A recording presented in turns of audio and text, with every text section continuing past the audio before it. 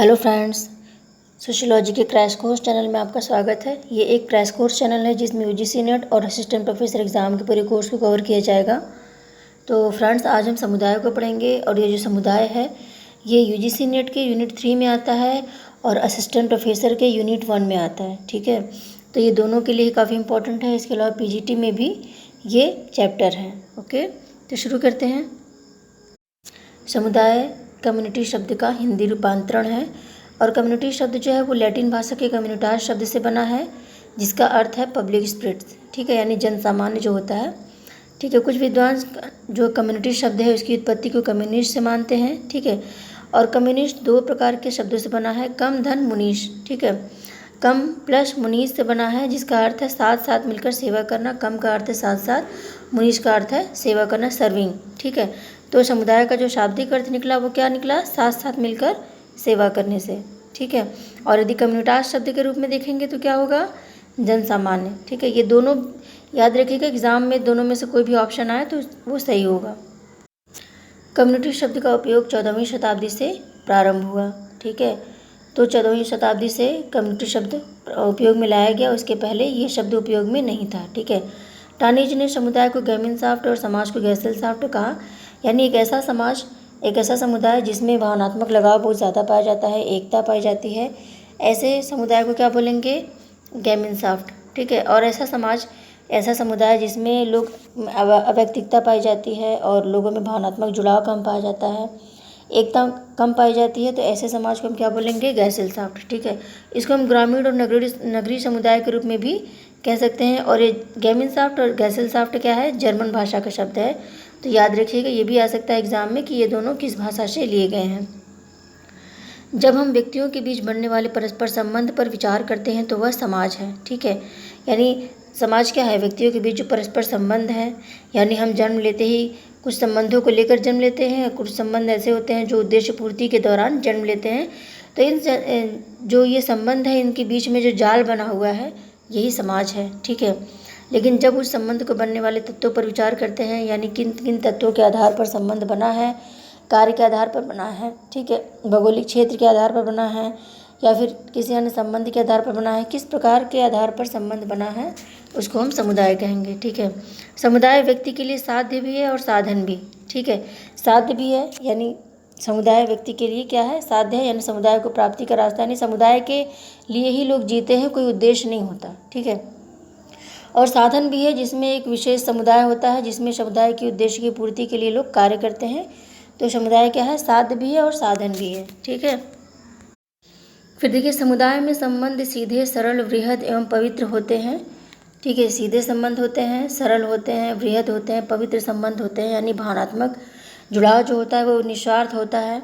समुदाय छोटी या बड़ी सामाजिक इकाई है जहाँ बहुत से लोग साथ साथ रहते हैं। ठीक है, यानी समुदाय एक ऐसी सामाजिक इकाई है जहाँ बहुत से लोग एक साथ रहते हैं, वे समान मानदंड, मूल्य, परंपरा, धर्म और पहचान रखते हैं। ठीक है, तो समुदाय में क्या होता है, एक समान मूल्य होते हैं, मानदंड होते हैं, परंपराएं होती हैं, धर्म होता है, पहचान होता है, और ज़्यादातर वेशभूषा भी समान होता है जब कोई खास अवसर होता है। ठीक है, वहाँ के जो संबंध होते हैं सीधे, सरल होते हैं, वृहद होते हैं, पवित्र होते हैं। ठीक है, तो ये समुदाय के उदाहरण हैं। ग्राम, जनजाति आदि माइक्रो समुदाय है। तो माइक्रो समुदाय का मतलब छोटे स्तर का समुदाय है। तो कोई विशेष जनजाति है तो जनजाति जो है उसी क्षेत्र तक, उसी एरिया तक फैली हुई है। ठीक है, तो दूसरे जगह पर वो चीज़ें नहीं हैं। गांव में प्रत्येक गांव की अलग अलग विशेषता पाई जाती है, किसी गांव में कोई विशेषता है तो किसी गांव में कोई विशेषता है, तो वो भी सूक्ष्म स्तर पर है। ठीक है, जब हम राष्ट्रीय या अंतर्राष्ट्रीय समुदाय की बात करेंगे तो वो क्या होगा, मैक्रो समुदाय। ठीक है, तो दो प्रकार के समुदाय हो गए, माइक्रो और मैक्रो। औपचारिक समुदाय देखिए, वे समुदाय जो समान मूल्यों को अपनाते हैं, एक साथ रहते हैं, यानी जब हम उद्देश्य पूर्ति के लिए कोई किसी समुदाय से जुड़ते हैं, किसी कम्युनिटी से जुड़ते हैं, तो वो क्या हो गया, वो औपचारिक समुदाय हो गया। अनौपचारिक में जो चीज़ें धीरे धीरे विकसित हुई, जो हमारे जन्म से जुड़ी हुई हैं, जैसे गाँव, कस्बा, शहर, ये सब क्या हो गया, अनौपचारिक हो गया। हम किसी उद्देश्य की पूर्ति के लिए इनसे नहीं जुड़ते हैं, बल्कि इनसे हम पहले से ही जुड़े होते हैं। फिर देखिए, इकोलॉजी यानी पारिस्थितिकी तंत्र, पारिस्थितिकी विज्ञान क्या कहता है। पारिस्थितिकी विज्ञान कहता है कि समुदाय इकट्ठा हुए लोगों का समूह है जो एक दूसरे से अंतःक्रिया करते हैं। ठीक है, एक विशेष स्थान पर लोगों का समूह जो साथ साथ रहता है वह अलग अलग जाति धर्म से है, फिर भी एक समुदाय का है। ठीक है, तो इकोलॉजी यानी पारिस्थितिकी विज्ञान कहता है कि एक समुदाय में भिन्न भिन्न प्रकार के लोग पाए जाते हैं, अलग अलग धर्म, अलग अलग जाति के लोग होते हैं। यानी कुल मिलाकर देखा जाए तो समुदाय में समजातीयता नहीं पाई जाती, ये इकोलॉजी कहती है। ठीक है, तो याद रखिएगा, इकोलॉजी ने कहा है कि जितने भी इकोलॉजिस्ट हैं उन्होंने कहा है कि समुदाय में समजातीयता नहीं पाई जाती, अलग अलग धर्म, जाति, समुदाय के लोग भी इसमें एक ही समुदाय में पाए जाते हैं। ठीक है, फिर देखिए स्कॉट पैक ने क्या कहा है। स्कॉट पैक ने कहा है कि समुदाय व्यक्ति पूर्ण चेतना में जानबूझकर बनाता है। ठीक है, तो ये मात्र ऐसे थिंकर हैं जिन्होंने कहा है कि व्यक्ति जानबूझकर समुदाय को बनाता है, समुदाय धीरे धीरे विकसित नहीं हुआ है। ठीक है, तो याद रखिएगा स्कॉट पैक के नाम को। देखिए स्कॉट पैक ने जो बोला है कि समुदाय को व्यक्ति अपनी इच्छा से बनाता है, तो कैसे बनाता है उसको देख लेते हैं कि उन्होंने तर्क क्या दिया है इसके पीछे। उन्होंने कहा है कि बाढ़ हो गया, भूकंप, अकाल, सूखा आदि के कारण जब लोगों के आवास छिन जाते हैं। ठीक है, इसके अलावा जब किसी स्थान पर बांध बनाया जाता है या कोई सरकारी योजना होती है, उस पूरी भूमि पे कुछ निर्माण किया जाता है। ठीक है, यानी राष्ट्रीय उद्यान वगैरह बनाए जाते हैं, तो क्या होता है, लोगों के आवास छीन लिए जाते हैं सरकार के द्वारा, उन्हें कुछ मुआवजा भी मिलता है। और बाढ़, भूकंप, अकाल, सूखा इन सब में मुआवजा भी नहीं मिलता। ठीक है, लोगों को अपने आवास अचानक छोड़ने पड़ते हैं और उनके जो घर के सामान होते हैं वो भी उनको नहीं मिलते, यानी वो पूरी तरह से दिवालिया हो चुके होते हैं। ठीक है, उन्हें अन्य स्थानों पर जाना पड़ता है, तो वो काम क्या करते हैं, देखिए एक ही स्थान पर वो लोग रहते हैं, जानबूझकर एक नियम, मूल्य, मानदंड अपने स्थान के लिए बनाते हैं और वहाँ पे वो समुदाय के रूप में रहने लगते हैं। ठीक है, किसी वीरान स्थान पर वो गए या फिर कोई ऐसी जगह जहाँ पे उनको काफ़ी आरामदायक महसूस हो, तो सभी लोग एक साथ एक ही जगह पर रहने लगते हैं और कुछ नियम वो स्वयं बनाते हैं कि हमारे समाज में अब ऐसा होगा, और फिर क्या होगा, एक समुदाय का रूप धारण कर लेते हैं। ठीक है, मैकमिलियन ने समुदाय के 4 तत्व बताए हैं। कौन कौन से हैं? सदस्यता, यानी समुदाय में सदस्यता होती है, प्रभाव होता है समुदाय में, और आवश्यकता की पूर्ति होती है। ठीक है, भावनात्मक जुड़ाव होता है। तो ये 4 चीज़ें उन्होंने बताई हुई है। समुदाय के प्रकार देखिए, समुदाय के मुख्यतः 3 प्रकार उन्होंने बताए हैं। भौगोलिक समुदाय, यह समुदाय भौगोलिक क्षेत्र द्वारा पहचाना जाता है, जैसे नीलगिरी की जनजातियाँ हो गई, गंगा के किनारे की जातियाँ, छोटा नागपुर की जातियाँ, जनजातियाँ। ठीक है, तो किसी विशेष भौगोलिक क्षेत्र से जब हम किसी समुदाय को पहचानते हैं तो क्या हो गया, वो हो गए भौगोलिक समुदाय के लोग। ठीक है, किसी विशेष भौगोलिक स्थिति में, भौगोलिक क्षेत्र में रहने वाले लोगों के द्वारा जब उसको पहचानते हैं तो क्या हो गया, भौगोलिक समुदाय। ठीक है, फिर देखिए रुचि और स्वार्थ के आधार पर समुदाय बनते हैं। रुचि और स्वार्थ के आधार पर बनने वाले जो समुदाय हैं उसमें क्या होता है, हम अपनी इच्छा से सम्मिलित होते हैं। ठीक है, जैसे कोई इंटरनेशनल कंपनी हो गई, ठीक है, उसमें हम क्या हुए, अपनी इच्छा से सम्मिलित हुए, अपने स्वार्थ पूर्ति के लिए सम्मिलित हुए। ठीक है, इस तरह से और भी जो कोई ऑर्गेनाइजेशन होता है, बड़ा ऑर्गेनाइजेशन होता है, तो वो क्या हो गया, ये रुचि और स्वार्थ के आधार पर हम उसमें सम्मिलित होते हैं। ठीक है, अभी जैसे पतंजलि को हम ले लिया जाए तो पतंजलि कोई कंपनी नहीं है, पतंजलि कोई एक विशेष ऑर्गेनाइजेशन नहीं है। ठीक है, ये क्या है, पूरा एक समुदाय है, इसकी बहुत सी शाखाएं हैं और ये पूरा एक कम्युनिटी है ये। ठीक है, तो इसी तरह से और भी चीज़ें जो है, और भी जो कंपनी है और भी जो लोग हैं इस तरह के समुदाय से जुड़े हुए हैं, तो उसमें लोग स्वार्थ के आधार पर जुड़ते हैं। ठीक है, किसी को उसमें कार्य करना है इसलिए जुड़ रहे हैं, किसी को उससे सीखना है इसलिए जुड़ रहे हैं, किसी को अपने प्रोडक्ट्स उसमें सेल करने हैं। ठीक है, जैसे कच्चा माल वगैरह हो गया, कोई जड़ी बूटी हो गई, उनको सेल करना है। ठीक है, किसी को वहाँ से जड़ी बूटी बाय करना है यानी खरीदना है, तो इसलिए वो जुड़ रहा है। तो किसी न किसी आधार पर वो उस समुदाय से जुड़ रहा है, किसी स्वार्थ के आधार पर ही जुड़ रहा है। ठीक है, तो रुचि और स्वार्थ के आधार पर ये समुदाय। ठीक है, फिर देखिए रुचि और स्वार्थ के आधार पर जो समुदाय बनते हैं, जैसे रेलवे क्लब के सदस्य हो गए। ठीक है, उसमें लोग किसी विशेष स्वार्थ से ही जुड़ेंगे। नारी शिक्षा संबंधी संस्था कोई हो गई। ठीक है, तो एक विशेष कम्युनिटी होती है, वो कोई बिल्डिंग, कोई ऑर्गेनाइजेशन ही नहीं होता, बल्कि एक बहुत ही बड़े क्षेत्र तक फैला होता है और अलग अलग प्रकार के लोग इससे जुड़े रहते हैं। ठीक है, नेशनल और इंटरनेशनल लेवल पे लोग इससे जुड़े रहते हैं। तो ये क्या हो गया, रुचि और स्वार्थ के आधार पर बने हुए समुदाय हो गए। फिर देखिए आभासी समुदाय, ये आमने सामने की तुलना में अप्रत्यक्ष संचार द्वारा जुड़े होते हैं, जैसे मास मीडिया, ऑनलाइन कम्युनिटी। ये क्या हो गया, ये आभासी समुदाय हो गया। ठीक है, जैसे इसमें हमको केवल आभास होता है कि हम उस समुदाय से जुड़े हैं, जबकि उस समुदाय के व्यक्तियों से हमारा कोई मिलना जुलना नहीं होता। ठीक है, हम जानते तो रहते हैं कि फला व्यक्ति हमारी कम्युनिटी से जुड़ा है, हमारे इस ग्रुप से जुड़ा है, लेकिन हम उससे मिल नहीं सकते। ठीक है, तो ऑनलाइन कम्युनिटी हो गई, जैसे व्हाट्सएप ग्रुप्स बन गए, ठीक है, फेसबुक पे कोई ग्रुप बन गया, ठीक है, इस तरह से जो ग्रुप्स वगैरह बनते हैं, टेलीग्राम ग्रुप्स हो गया, तो ये क्या हो गया, ये आभासी समुदाय होता है, यानी ये हमारे लिए है नहीं, ठीक है, हमको कोई मुसीबत हो गई तो ये हमारे साथ रहते नहीं, लेकिन ये रोज़ वीडियोस को आपके लाइक करेंगे, आपके कमेंट को लाइक करेंगे, ठीक है, आपके पोस्ट को लाइक करेंगे, ठीक है, और इस तरह से बिहेव करेंगे कि बहुत ही ज़्यादा घनिष्ठ मित्रता है आपकी, लेकिन जैसे ही आपको वास्तव में ज़रूरत पड़ती है ये लोग वहाँ पे नहीं होते, ठीक है। तो ये क्या हो गया, एक आभास होता है कि हमारे मित्र हैं, ये हमारे समुदाय के हैं, हमारी कम्युनिटी के हैं, इनसे भावना जुड़ी है, जबकि ऐसा होता नहीं है, ठीक है। इसके अलावा संगठन आधारित समुदाय की बात की जाती है, जैसे कारपोरेट हो गया, ठीक है। अभी तक समुदाय की कोई निश्चित परिभाषा फिक्स नहीं हो पाई है, सभी अपने अपने विचार की व्याख्या करते हैं, ठीक है, यानी समुदाय की कोई निश्चित परिभाषा अभी तक सर्वमान्य परिभाषा नहीं फिक्स हो पाई है, सभी थिंकर अपने अपने आधार पर समुदाय की बात करते हैं। प्लेटो ने अपनी पुस्तक रिपब्लिक में समुदाय का विश्लेषण किया, तो पहले प्लेटो ने अपनी पुस्तक रिपब्लिक में समुदाय की बात की थी, ठीक है, उसके बाद समुदाय की चर्चा बाद में हुई, लेकिन उन्होंने सबसे पहले किया था। समुदाय की विशेषताएं देखिए, निश्चित भूभाग होता है, समुदाय में एक निश्चित भूभाग होना ज़रूरी है, ठीक है, घनिष्ठ और अनौपचारिक संबंध होते हैं, तो समुदाय में लोग क्या होता है, एक समुदाय के लोग हैं तो उनमें हम की भावना होगी, प्रेम होगा, घनिष्ठता हो गया, ठीक है, तो उनमें संबंध बहुत ही घनिष्ठ होते हैं।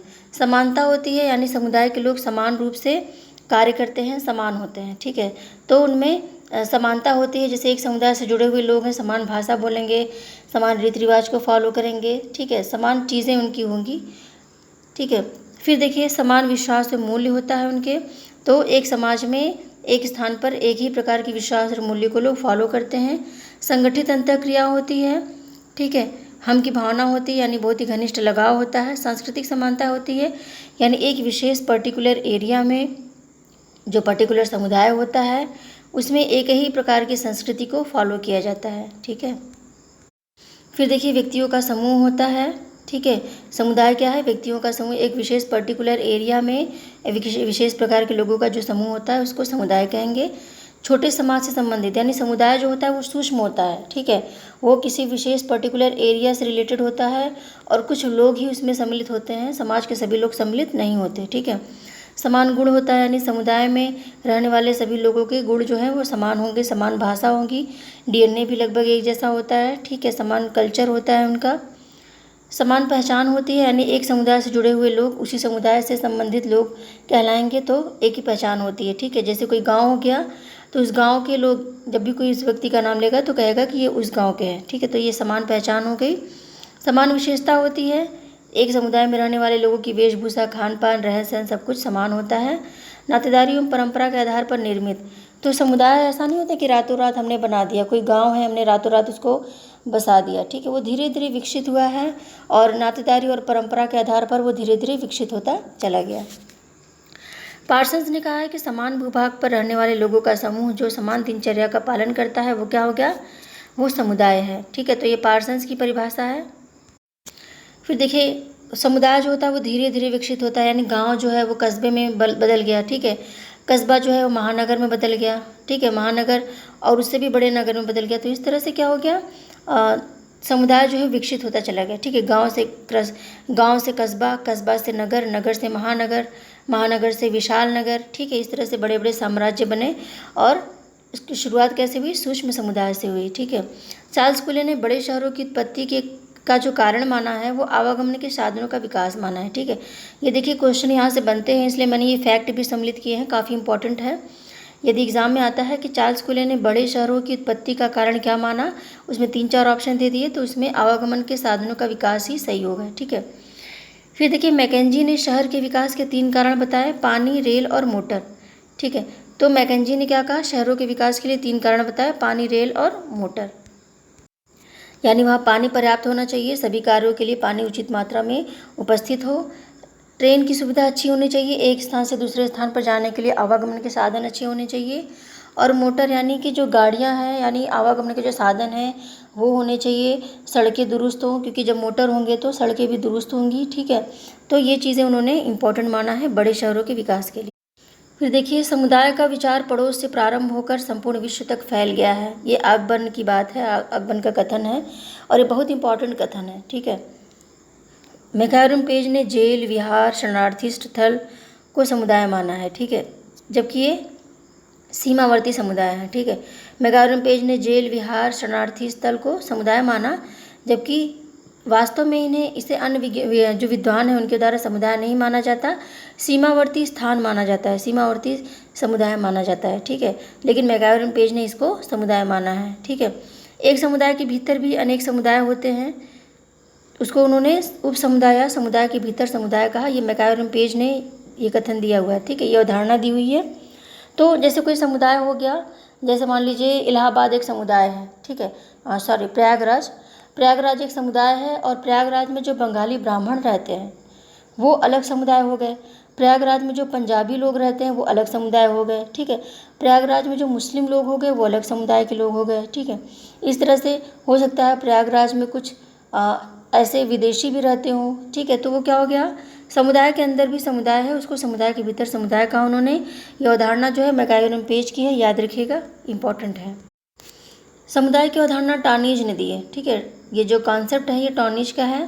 बोगार्डस ने हम की भावना व निश्चित क्षेत्र को समुदाय का आधार माना। तो बोगार्डस ने समुदाय के दो चीज़ें बताई हैं कि हम की भावना और निश्चित भौगोलिक क्षेत्र होगा तो समुदाय होगा वो। लम्ले ने समुदाय को संस्थाओं का समूह माना, ठीक है, लम्ले ने समुदाय को क्या माना, संस्थाओं का समूह, ठीक है। ये बहुत इंपॉर्टेंट है कि संस्थाओं का समूह किसने माना समुदाय को, तो ये क्वेश्चन बन सकते हैं। समुदाय के भीतर समुदाय की अवधारणा मैकायरम पेज की है। ग्रामीण समाजशास्त्र के जनक देखिए कौन है, रॉबर्ट रेडफील्ड, ठीक है। ग्रामीण समाजशास्त्र का मैं अलग से वीडियो बनाऊंगी, इसमें मैं बहुत ही अच्छे से डिटेल में चीज़ें बताऊंगी, और ऐसी शॉकिंग चीज़ें ग्रामीण समाजशास्त्र से रिलेटेड जो आपको पता नहीं होंगी अभी तक, वो भी आपको उसमें पता चलेंगी, ठीक है, डिटेल में उसमें। तो इसमें मैंने बहुत ज़्यादा ग्रामीण समाजशास्त्र के बारे में मेंशन नहीं किया है। ग्रामीण समाजशास्त्र के जनक देखिए रॉबर्ट रेडफील्ड हैं, और चाणकोम नामक गांव के अध्ययन के आधार पर रेडफील्ड ने लघु समुदाय की अवधारणा दी है, ठीक है। तो उन्होंने लघु समुदाय यानी जिसको गांव कहा जाता है, जिसको छोटा समुदाय कहा जाता है, इसको हम जनजातीय समुदाय भी कह सकते हैं। तो ये क्या हो, इसकी अवधारणा उन्होंने चाणकोम गांव के अध्ययन के आधार पर दी। फिर देखिए लघु समुदाय की विशेषता, रॉबर्ट रेडफील्ड ने लघु समुदाय की निम्न विशेषता बताई है, लघुता, विशिष्टता, समरूपता, आत्मनिर्भरता, ठीक है। तो ये एग्जाम्स में पूछा भी जाता है, इसमें से एक हटा दिया, 3 पूछ दिए, ठीक है। तो इस तरह से पूछे जाते हैं कि कौन सी विशेषता नहीं है या फिर कौन सी विशेषता है, तो ये बहुत ही इंपॉर्टेंट है, ठीक है, तो इसमें पूछा जाता है। रेडफील्ड ने कहा कि लघु समुदाय पालने से लेकर शमशान तक का प्रबंध करता है, तो ये इंपॉर्टेंट कथन है। उन्होंने लघु समुदाय को पालने से लेकर यानी जन्म से लेकर मृत्यु तक का प्रबंध कहा है। देखिए डॉक्टर ब्रजनाथ चौहान ने सबसे पहले राणावतों की सादड़ी का अध्ययन करने के बाद यह पाया कि लघु समुदाय में उसकी 2 विशेषताएं नहीं पाई जाती, जिसको कि दूसरे थिंकर मानते हैं कि पाई जाती है, ठीक है। उन्होंने विरोध किया है कि लघु समुदाय में समरूपता और आत्मनिर्भरता नहीं पाई जाती, ठीक है। तो ये बहुत ही महत्वपूर्ण प्रश्न बन सकता है कि किसने माना है कि लघु समुदाय में 2 विशेषताएं नहीं पाई जाती है, समरूपता और आत्मनिर्भरता, तो ये ब्रजनाथ चौहान है, और उन्होंने राणावतों की सादड़ी का अध्ययन करने के बाद यह पाया था, ठीक है। मजूमदार ने गाँव को एक जीवन विधि के रूप में प्रस्तुत किया, ठीक है। मजूमदार ने गाँव को क्या माना, एक जीवन विधि के रूप में प्रस्तुत किया, और ये एक कॉन्सेप्ट के रूप में बोला था कि गांव जो होता है एक विशेष जीवन पद्धति होती है, गांव का जीवन शैली ही अलग होती है, तो उसके आधार पर उन्होंने गांव को समझने की बात की है। 1955 ईस्वी का जो वर्ष है वो ग्रामीण समाजशास्त्र के लिए उपलब्धि वर्ष रहा। ये काफ़ी लोगों से इस बार के इंटरव्यू में पूछा गया है कि ग्रामीण समाजशास्त्र के लिए सबसे इम्पोर्टेंट जो ईयर था वो कौन सा था, तो बहुत से लोग नहीं बता पाए। तो याद रखिएगा 1955 ईस्वी का जो वर्ष है वो ग्रामीण समाजशास्त्र के लिए काफ़ी अच्छा रहा, और काफ़ी अच्छी अच्छी पुस्तकें इसमें लिखी गई, और एक कहा जाए कि इसमें एक विशेष प्रस्थापना हुई ग्रामीण समाजशास्त्र में, ठीक है। तो काफ़ी उपलब्धि वर्ष रहा ये, इसलिए याद रखिएगा, काफ़ी इंपॉर्टेंट है। फिर देखिए किसी समाज को लघु और दीर्घ में बांटने को रेडफील्ड ने द्विध्रुवी परंपरा कहा, ठीक है, यानी एक लघु समुदाय एक बृहद समुदाय, इसको बांटने को उन्होंने द्विध्रुवी परंपरा कहा है, जबकि दुबे ने इसका विरोध किया है, ठीक है। एस.सी. दुबे ने उनका विरोध किया है, उन्होंने कहा द्विध्रुवी परंपरा नहीं होती बल्कि पंच परंपरा या बहु परंपरा होती है, ठीक है। तो उन्होंने पंच परंपरा की बात की थी, तो उनके चैप्टर में मैंने बताया हुआ है, याद उसको देख लीजिएगा। डी.पी. मुखर्जी ने 3 प्रकार की परंपराओं का उल्लेख किया है, कौन कौन सी परंपरा है देख। इसमें पहला है प्राथमिक परंपरा। प्राथमिक परंपरा का मतलब है कि जिसके बिना काम ना हो सकता है वो प्राथमिक परंपरा हो गया। ठीक है, जैसे मृतकों को दाह संस्कार के द्वारा उसको जलाना या फिर उसको दफनाना क्या हो गया, ये प्राथमिक परंपरा हो गया। ठीक है, यदि नहीं करेंगे हम तो क्या होगा, उसमें बदबू आएगी और वो रहना मुश्किल हो जाएगा लोगों का। ठीक है, क्योंकि काफ़ी लोगों की मृत्यु होती है एक ही दिन में, तो ये प्राथमिक परंपरा, ये ज़रूरी है। द्वितीयक जो होता है उसको कर भी सकते हैं, नहीं भी कर सकते हैं, लेकिन करना भी ज़रूरी होता है। ठीक है, तो द्वितीयक परंपरा जैसे विवाह वगैरह हो गया। तृतीयक में पूरी तरह से ऑप्शनल होता है, व्यक्ति चाहे तो करे चाहे तो ना करे। ठीक है, तो ये तृतीयक में क्या होता है, ऑप्शनल होता है। जैसे मान लीजिए किसी का विवाह हो रहा है तो विवाह में हो सकता है जयमाल का वो ऑप्शन रखें या फिर ना भी रखें, मंत्रोच्चारण से सीधा विवाह करें। ठीक है, तो तृतीयक में क्या होता है, ऑप्शनल होता है, लोग माने या फिर ना माने। तो ये 3 प्रकार की परंपराओं की बात उन्होंने की हुई है। ओके फ्रेंड्स, तो प्लीज़ वीडियो को ज़्यादा से ज़्यादा शेयर कीजिए अपने दोस्तों में, और मुझे भी बहुत सपोर्ट की ज़रूरत है आपके। ओके, और चैनल पे पहली बार आए हैं तो चैनल को सब्सक्राइब कीजिए और बेल आइकन को ज़रूर दबाइएगा, ताकि जब भी मैं कोई वीडियो अपलोड करूँ तो उसकी नोटिफिकेशन आपके पास पहुँच जाए और कोई भी लेक्चर आप मिस ना करें, क्योंकि लेक्चर मिस करेंगे तो क्वेश्चन मिस होंगे। ओके, और जिन लोगों ने सब्सक्राइब कर लिया है उनको बहुत बहुत धन्यवाद। ओके, तो मिलते हैं फिर अगली वीडियो में, तब तक के लिए बाय।